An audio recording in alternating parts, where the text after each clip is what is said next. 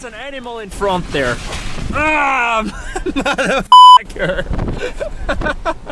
Why do I have the window open? Ah, I'm such an idiot. Almost exactly 1 year ago, I sat in my Toyota Hilux and talked to you about the cost of ownership about it, how much it had cost me the past year.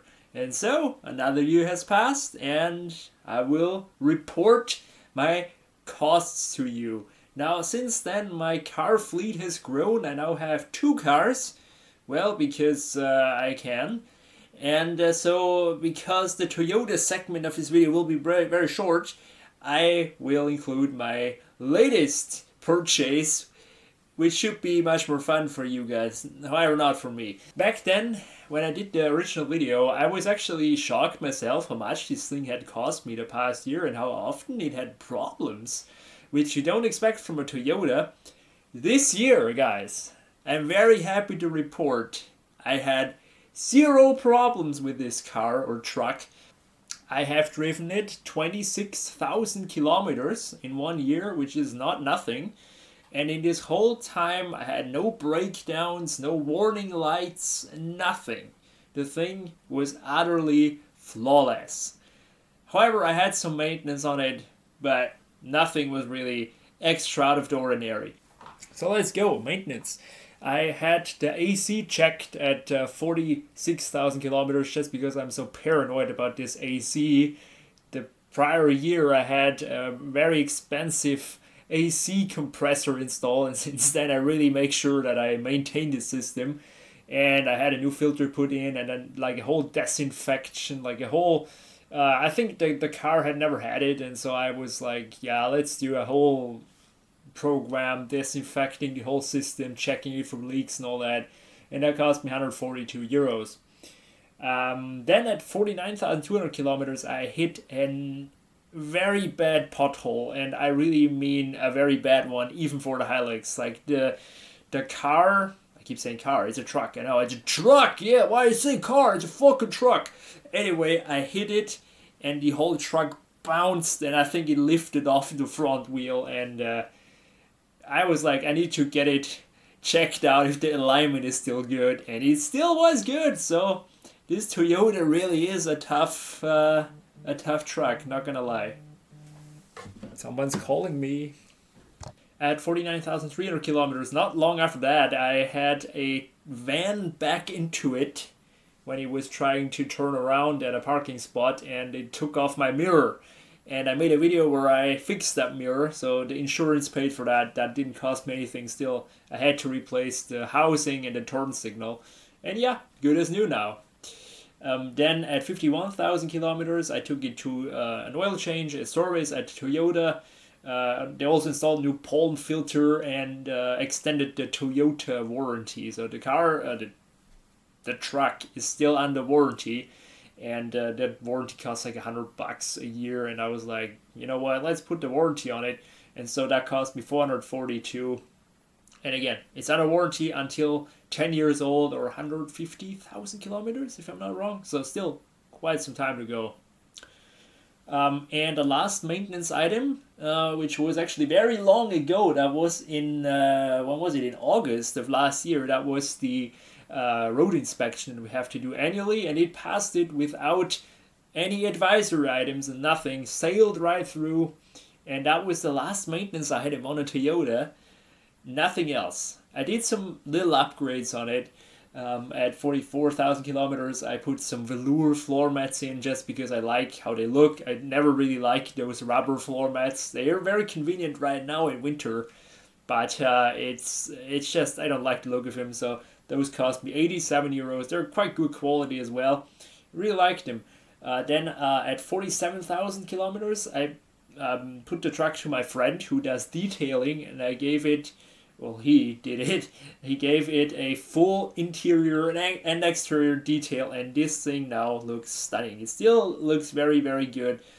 Almost as if it is a new truck, and people have mistaken it for a new truck because they don't know the difference between the current Hilux and mine, which is the old style. And just because it looks so damn good, there's not a single scratch on it, and I really would like to keep it this way. and that only cost me 220 euros. So definitely a steal there, quite a bargain. And the last upgrade I did on it at 52,000 kilometers, those were the chrome window trims. Yeah, might be a little blingy and not to everyone's liking, but I saw them on eBay and I was like, gotta have them. So that cost me 55 euros. And so that is it. Those were all the upgrades. So on maintenance and repairs, we have a total of 691 euros, which is really not bad at all for what it is, a big ass truck for 1 year, and 362 euros in upgrades, which also isn't a whole lot. Now, the big thing comes now. The diesel. Last year, utter madness with the prices. 1 liter of diesel cost at 1.2 euros and 15 cents. That was the most expensive tank I ever filled up in my life. And so the whole fuel cost is, of course, very high. It cost me 3,800 euros to keep this thing rolling, just to keep it fueled up. So there's nothing I can do. I have no influence in that. It gets, by the way, around 9.3 liters on 100 kilometers, I think. Let's look at Spritmonitor. It's like an application where you can calculate your gas mileage and all that. Yeah, 9.3 liters. Not great, not terrible. To be expected for what it is. Again, a big truck, over 2 tons. No aerodynamics, not surprising.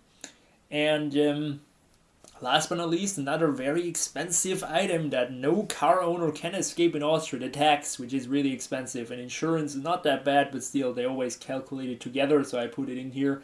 1,985 euros for 1 year, and soon I have to pay this bill again, which probably will be, because of inflation, over 2 grand easily. Yay. So, a total of 6,838 euros spent per year, last year on this Toyota Hilux, which, quite reasonable for what it is. I think it was very reliable, no problems whatsoever. That's just expect the costs, really. So, I put on here some geeky numbers, how much it costs per month and day and stuff, if you really care about this. And it all comes down to 26 cents per kilometer, which is fabulous. It really is fabulous. There's nothing you can say. Again, it's a Toyota Hilux. It's not a VW Golf or whatever, a small car. It's a big truck, so I can't be mad about that. Now, that's all fine and cool, but I do have some big bills coming up this year on this Toyota. It needs a big service again, which will be very pricey at 66,000 kilometers, which is not very far, a couple of thousand kilometers. That will be pricey, and I'll need new winter tires. Those that are on the truck right now are the original winter tires. They held up much longer than I ever thought they would, but now they're really done, and it desperately needs new winter tires in next season, so that will also not be cheap. And then comes insurance and tax, and oh my god. But still, I'm very happy with this thing. I like it, I love it. It's been a pretty good companion, and so far I'm not planning on selling it. Now comes the more entertaining part for you anyway. The Mercedes I bought. Yes, I bought an old Mercedes E220 CDI W211, a childhood dream car of mine. Came across it for a good deal of 5,000 euros, and I bought it, and now own it 2.5 months. And how much did I spend on an old Benz with now 295,000 kilometers? Let's check it out. I've driven it 5,000 kilometers so far, so quite a lot in 2 months actually. It's not been flawless, guys. Not really at all. But then again, I'm not naive. I knew I was buying some sort of project for this price and mileage and age. It's an old car. I can't expect it to, some repair bills, but let's just walk you through. So at 290,000 kilometers, I had to register it. That cost 178 euros. I put some license plate holders on with no branding, just some black ones.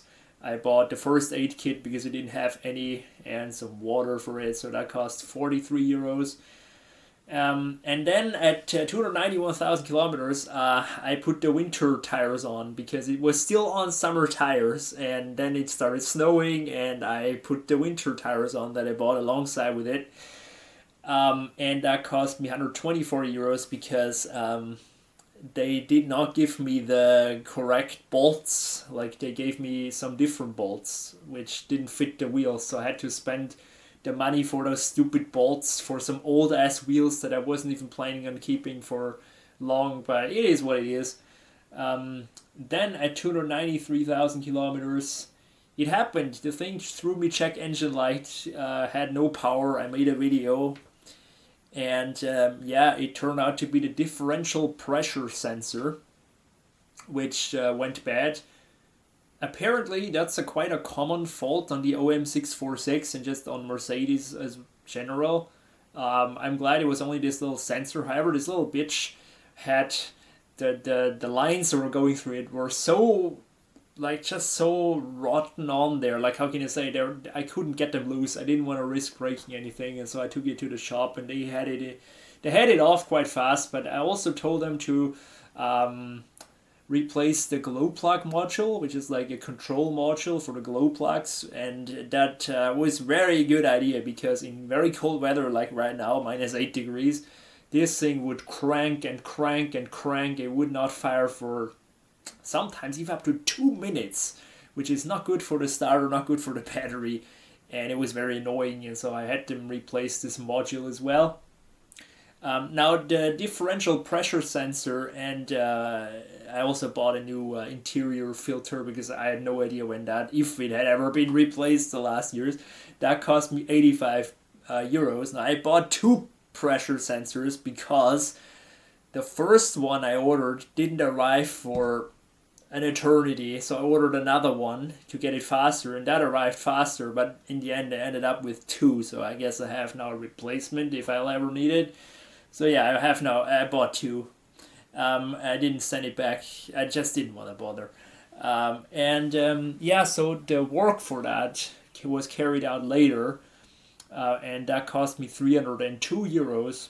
Quite reasonable, still a little annoying, but it is what it is. Not the end of the world.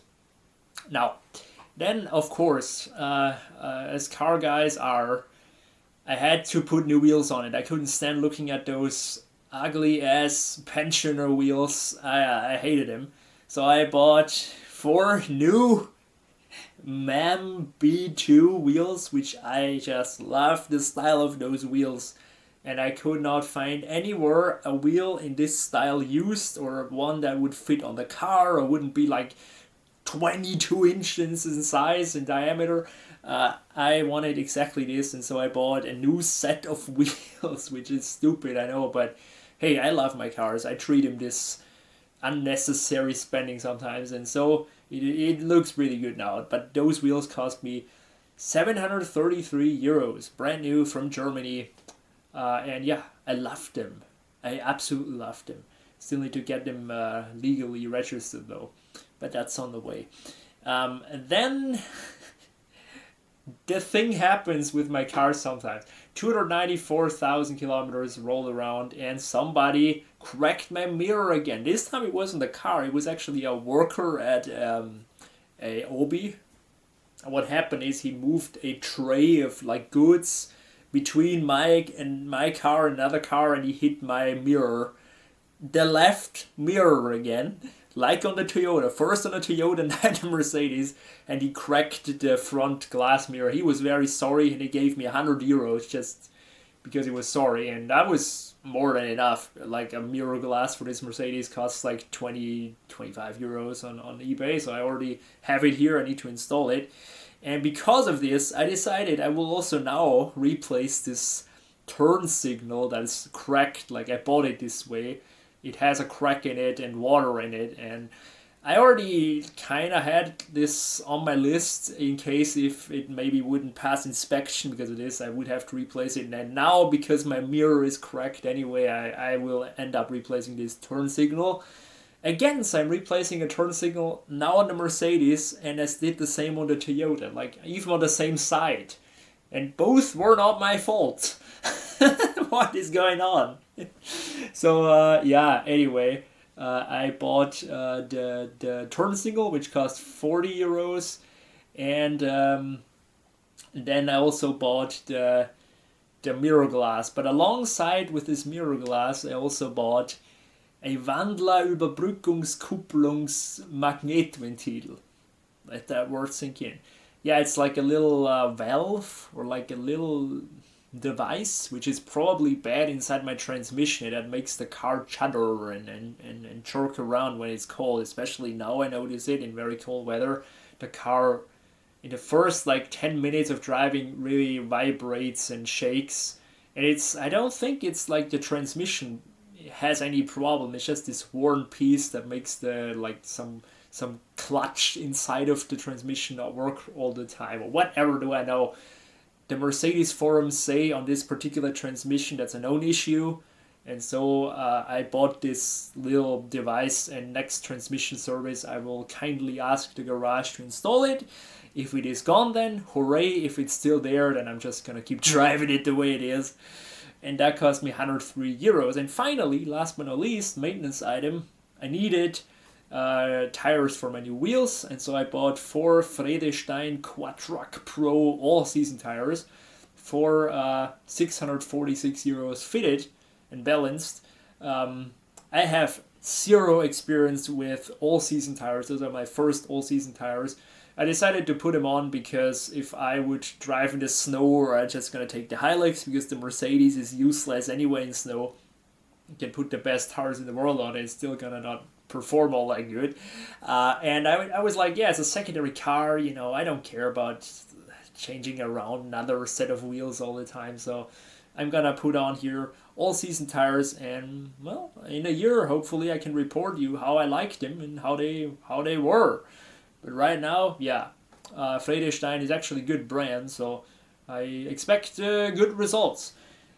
So in total, I already spent 2,254 euros in maintenance, and that's not all, guys. Oh my god, like that's only the beginning, because the car has, oh my god, let's just see what it has. Yes, I have a sheet on what all is broken on the car, just that I don't forget it. It has a oil leak on the engine front left, which I think is gonna fail it at a road inspection, so that needs to be addressed. Then I want to service the transmission and let this valve be installed, and hopefully that will be gone. It has a screeching belt, like it makes noises and it sounds like a mouse, and that's really annoying. And I also want the differential oil changed, because I don't think it has ever been changed, and it's been 14 years and almost 300k kilometers. I think it's about damn time. And who knows what else? Brakes might be due for road inspection. Maybe some coupling rods, because it makes clunking noises when you go over bumps. As you see, this thing is not gonna. It's high maintenance. It is what it is. You can put it any way you like, but an old Mercedes with a lot of kilometers, it's high maintenance. Still, I wouldn't change out any other car, because it's a dream car of mine. Yes, an old grandpa's Mercedes E-Class is my kind of dream car. It has sufficient power, it gets good fuel economy, it's super comfortable. I love it. And so I don't care about those bills. And it's really hard to find a good one as well at that. So yeah, anyway, it is what it is. Now on to the upgrades, because the stock version of this car wouldn't fit my character of... Well, my character? What does it even mean? Like, it wouldn't fit me. I always want to kind of personalize my cars to a way I want them to be. And it all started with the Android car radio, which got a lot of views on YouTube. I put that in, that cost me 171 euros, and I'm very happy with this radio. This radio works really well. Then I bought a backup camera for only 20 euros. I have not installed it yet because it's so much goddamn work. You have to take apart almost the whole back. I don't even know if I'm still gonna do it. I kind of got used to it without the camera. But it would still be cool to have, not gonna lie. So I might do that when it's warmer. Right now, I don't feel like freezing to death while trying to unscrew some hidden screws probably that they put somewhere in a weird angle. I don't know. Then I bought a cup holder for 38 euros because the W211 Mercedes doesn't have any cup holders. Flippin' heck. Um, uh, yeah. And then my mods began. Yeah, mods. Wow. Anyway, I bought some LED front lights, like daytime running lights or like the secondary lights, and license plate lights for 17 euros. Then I bought some completely new LED interior, which also got quite a lot of views. Interior upgrade for LED for 47 euros. And also ended up buying two new license plate lights because those old ones, the cover was really worn and ugly, and those cost 41 euros. And I felt like that I needed to spend this money again because it might fail road inspection since I put, aftermarket LEDs inside of the original halogen license plate light. And yes, we are that desperate here. And it looks way better now anyway, so it's okay. It will probably never have to be changed ever again in this car's life, so it's fine. And last but not least, the last upgrade I did on it, where I upgraded all the halogen bulbs as well. So I upgraded the high beams, it's called in English. Yeah, the high beams, which were useless previously, probably original bulbs, to Osram Cool Blue Intense halogen bulbs. Now, those Cool Blue Intense are not blue nor intense, they're just normal, but they're better than the old ass bulbs than before. I'm kind of disappointed though, especially as a Osram AMS shareholder. Yes, haha, I support my company, yes. I'm kind of disappointed, especially since those are meant to be as long lasting as like the old school yellow bulbs, which aren't really that much different. So I don't know if I can recommend those Cool Blue Intense, but hey, they're not expensive. I bought six H7 and two H11 for the fog lights for 86 euros. And so I have two spare bulbs and all of them are upgraded, so you can't really complain. So in total of 420 euros we have spent on upgrades, which, yeah, it's not really that bad. It's the maintenance that was bad. And so, maintenance and repairs 2,254 euros, upgrades 420, and diesel so far 440. And that cost a total of 3,114. I have no tax and insurance included because that's already paid for the Hilux because it's on the same license plate. So if you don't factor in the 5,000 euro price of purchase, it's 62 cents per kilometer so far, which isn't bad at all. However, if you put in the purchase price, it's €1.62, which is more like it. And as I said, this car will keep me busy this year because I want to take this on a road trip all the way down here to Montenegro, through Serbia, Bosnia, Croatia. And I want this to be ready for it. I want the transmission to be flawless. Don't want this thing to spill some oil around. I want this thing to be not perfect, but just to be reliable. And so I need to sort out all those issues. So it will keep me busy. And I think then it's gonna be okay. I mean, sure, anything can break on a car like this with the mileage and age, but I trust the engine. It's a pretty good unit, very reliable. The transmission should also be fine. So I don't expect like some catastrophic failure anytime soon, but just here and there, little bits, some odds and ends need to be changed and repaired. That's what I expect. There again, I keep saying it like in the last video, things I have no influence on, like price of diesel, really expensive at the moment, and also price of insurance and tax in Austria. It is what it is. A car is expensive in Austria. Doesn't matter if you drive the most reliable car in the world. If you have a high horsepower engine, it's gonna cost a shit ton of money. It is what it is. So unless you drive a VW Polo, you're gonna pay a lot of money for a car here in my country. But who wants to drive a Polo? Like, not if you're a car guy. Anyway, thanks for watching. Sorry, Polo guys. Your car is fine, guys. Don't worry. You know what I mean. Don't get too offended. Thanks for watching. See you later.